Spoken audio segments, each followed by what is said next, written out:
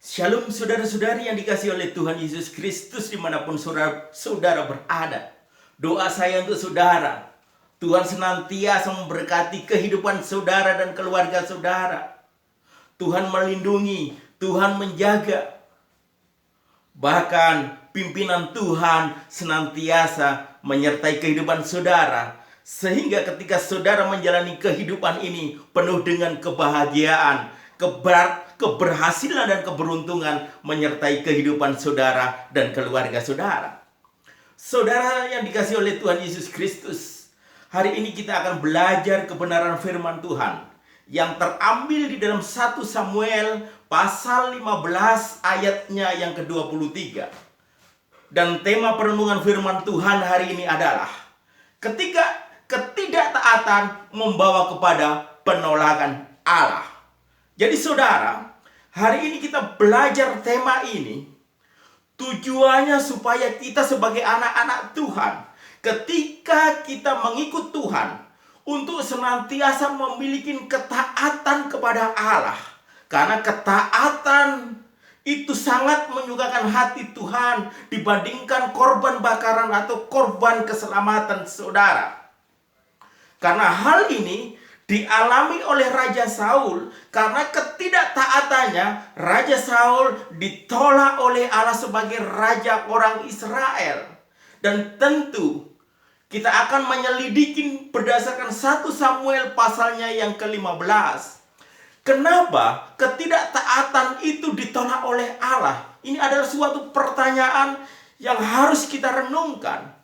Berdasarkan firman Tuhan, kalau saudara baca di dalam pasal 15 dari keseluruhan, saudara akan mengetahuinya. Karena ketidaktaatan Saul disamakan dengan kedegilan atau pendurhakaan atau dosa penyembahan berhala saudara. Sedangkan dosa penyembahan berhala adalah dosa yang sangat menjijikkan bagi Tuhan. Oleh karena itu saudara, kenapa kita harus senantiasa taat di dalam mengikut Tuhan? Kenapa Saul tidak taat kepada perintah Tuhan? Kalau kita baca di ayatnya yang ketiga saudara, perintah Tuhan kepada Saul itu sangat jelas, di mana Saul harus membinasakan bangsa Amalek, di mana semua laki-laki, semua perempuan, semua anak-anak, kambing, lembu, domba, semua harus dimusnahkan. Itu adalah perintah Tuhan kepada Raja Saul. Kenapa bangsa Amalek dibinasakan oleh Tuhan? Karena bangsa Amaleklah yang menghadang, yang menyerang ketika bangsa Israel pada waktu itu keluar dari tanah Mesir menuju tanah perjanjian.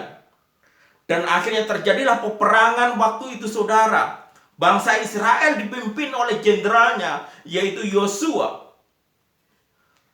Bangsa Israel bisa mengalahkan bangsa Amalek. Dan ketika Saul menjadi raja, perintah itu datang kepada Saul untuk membinasakan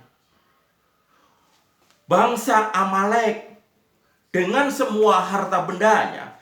Tetapi perintah yang sangat jelas itu saudara, Saul tidak menanggapi dengan serius.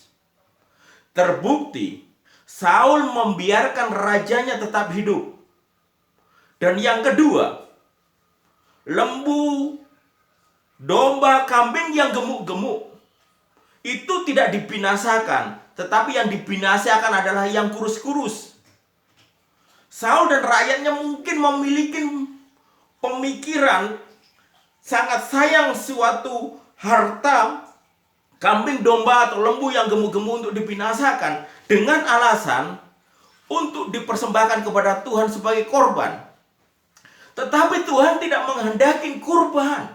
Yang Tuhan mau adalah supaya Saul ketika mendapatkan perintah yang begitu jelas, Tuhan menghendaki Saul bertindak tepat, Saul taat, yaitu menurutin perintah firman Tuhan itu. Dari sini kita lihat Raja Saul tidak tegas ketika menghadapi situasi seperti ini. Dan Raja Saul terseret. Harusnya sebagai raja dan mendapatkan perintah yang sangat jelas, dia harusnya bisa memberikan perintah kepada prajuritnya, jangan mengambil lembu, domba, kambing, tetapi semuanya walaupun gemuk-gemuk saudara harus dibinasakan. Rupanya Saul lebih takut kepada rakyatnya atau prajuritnya yang banyak dibandingkan kepada Allah. Ini konsep yang salah. Inilah yang membuat akhirnya Tuhan hatinya luka. Tuhan menyesal telah memilih Saul sebagai raja karena Saul tidak mendengarkan apa yang sudah diperintahkan kepada dia untuk ditaatinya. Tuhan menghendaki untuk Saul untuk benar-benar bisa mendengarkan dan memperhatikan dan melakukan perintah itu dengan jelas. Saudara, dari sini kita belajar ketidaktaatan membawa penolakan di hadapan Allah. Oleh sebab itu sebagai pengikut-pengikut Tuhan, kita diajar untuk senantiasa taat, senantiasa setia kepada Tuhan. Tentu mungkin saudara bertanya, perintah Tuhan untuk saya apa? Dalam firman Tuhan saudara, dari Kejadian sampai Wahyu banyak perintah-perintah Tuhan yang harus kita lakukan. Salah satu contoh yang akan saya angkat untuk direnungkan, ketika saudara disakiti, ketika saudara dihianati, ketika saudara diceritakan yang tidak baik, ketika saudara ditipu, ketika saudara diperlakukan tidak adil, ketika harga diri saudara dan keluarga saudara direndahkan, apa respon saudara? Dan ketika saudara mendengarkan firman Tuhan, kasihilah musuhmu. Janganlah membalas kejahatan dengan kejahatan, tetapi balaslah kejahatan dengan kebaikan.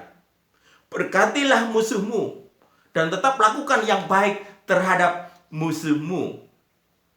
Saudara, kalau kita tidak menuruti benar-benar perintah firman Tuhan, kita akan terbawa kepada manusia lama. Kita akan membalas, menyakiti kembali orang yang telah menyakiti kita. Kita akan melukai orang lain lagi. Ketika kita dilukai, tetapi kita harus taat akan kebenaran firman Tuhan.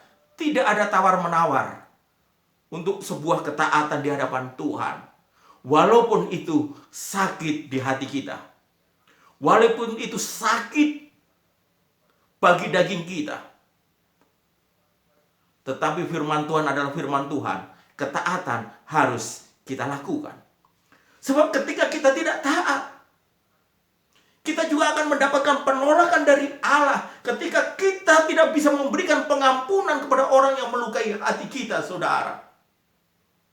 Firman Tuhan berkata, ketika kita tidak mau mengampuni orang yang telah menyakiti kita, maka kita pun tidak akan mendapatkan pengampunan dari Bapa.